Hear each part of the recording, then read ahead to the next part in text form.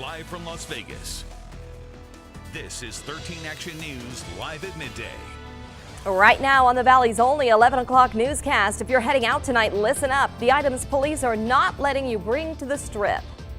And a violent shooting in North Las Vegas over the weekend. Several people seriously hurt. The community once again coming together to demand peace.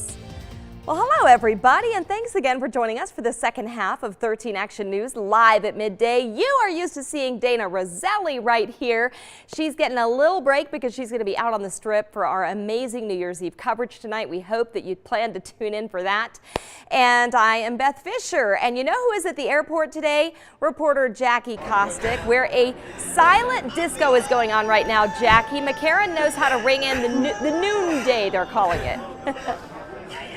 Beth, I gotta say, I'm like actually out of breath. We were just doing this amazing rendition of Shout, which is of course one of my favorite songs.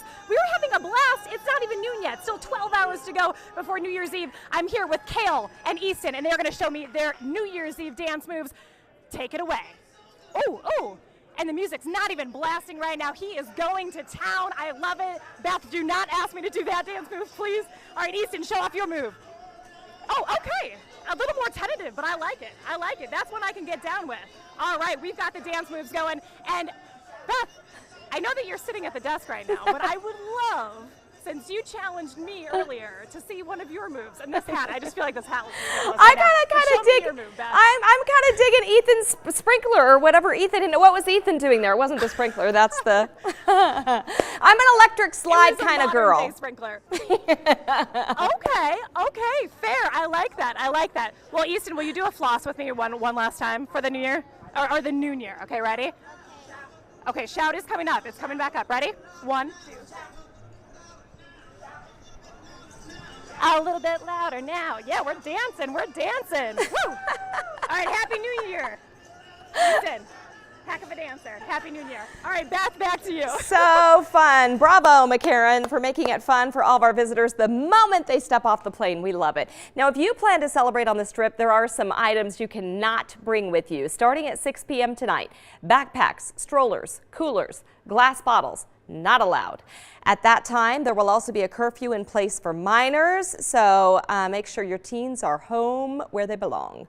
All right, Justin, everyone's wondering about the wind with the fireworks. Yeah, and the wind is going to be an issue. We are going to be monitoring those wind speeds closely right now, some 10 to 15 mile per hour steady north winds. We had a cold front come through this morning. That's why it was so cloudy when you woke up. A few breaks in the cloud cover now as we approach midday, and our temperatures are running in the mid to upper 40s around the valley. It's 46 in Boulder City, 47 right now at Nellis, and up in that northeast corner of the valley is where they've had most of the wind, or the most wind so far today. Highs only going to be in the upper 40s as we slide into the early afternoon. You factor in that breeze, it actually feels like the low 40s. So what to wear? Your heaviest winter coat, and keep it with you as we head on into this evening and start to think about midnight.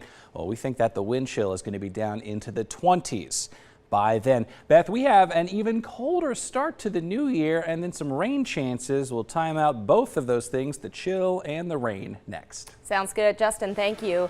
The federal judge who declared the Affordable Care Act unconstitutional has issued an order saying the law can remain in effect while his ruling is appealed. Texas Federal District Judge Reed O'Connor said, quote, many Americans would face great uncertainty if his ruling were immediately put into effect. O'Connor did declare the Affordable Care Act's individual coverage mandate unconstitutional earlier this month. But again, it will remain the law of the land until Democratic states appeal and it makes its way through the appeals process. 2 people are still in critical condition after a triple shooting in North Las Vegas Saturday. Yesterday, community leaders returned to the scene to promote peace. Volunteers from Victory Outreach and Recap passed out flyers at a complex near Civic Center Drive in Cheyenne. Officers were also there and spoke with families to ease their concerns. Organizer Pastor Troy Martinez put together the event and hopes families learned something. The fact is, we need these parents and these people that are residents here to be part of the solution and not part of the problem. The third victim only suffered minor injuries. Police are still searching for the shooter. Scary moments for a tenant living on the east side of the valley after a bullet came flying through the woman's window. It happened Friday near Nellis and Bonanza. We're not revealing the woman's identity because she's worried about her safety, but she says the bullet went right through the window and hit 2 closet doors and a wall. It mattered within a couple seconds, I had just walked out of the room, went in the living room when it hit. Luckily, no one was hurt. Metro did come out to make a report, but the property owner thinks more could have been done to find those responsible. The owner is now offering a $1,000 reward for any information leading to an arrest. New information on that deadly lion attack in North Carolina. A young woman living out her dream to work with those animals was mauled during what was supposed to be a routine process at the Wildlife Conservatory Center. Alexandra Black was just weeks into her internship when the big cat attacked her.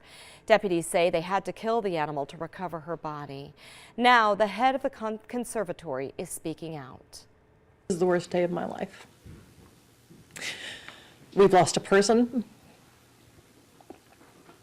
We've lost an animal. We have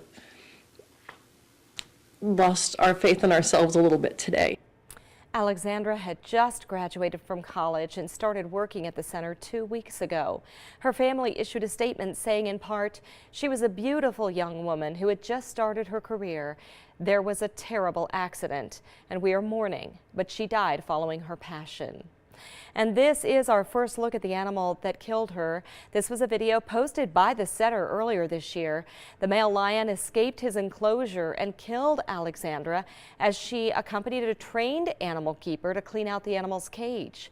Several attempts were made to tranquilize the animal before he was ultimately shot and killed. A story of miracles has led to a new friendship after a woman from Washington State discovered a ring inside her Instant Pot.